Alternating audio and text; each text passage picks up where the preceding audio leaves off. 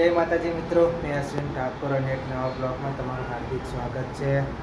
આજે અમે વહેલી સવારે ઉઠીને રેગ્યુલર જે રીતે રનિંગ કરવા જઈએ છીએ. રનિંગ કરીને કસરત કરીને પાછા રૂમ પર આવીને ચા નાસ્તો કરીને પછી થોડી વાર આરામ કર્યો હતો.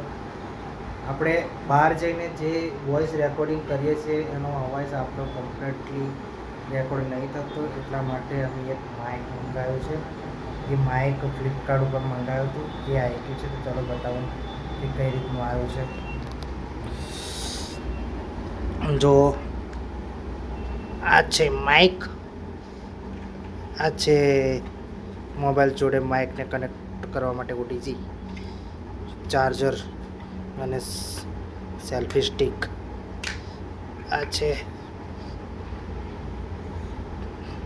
આઈફોન હોય તો આઈફોનમાં બી ચાલી જાય એ રીતનું છે. આ પિન આપણી જોડે છે વિવોનો, અને આ રીતનું છે બધું.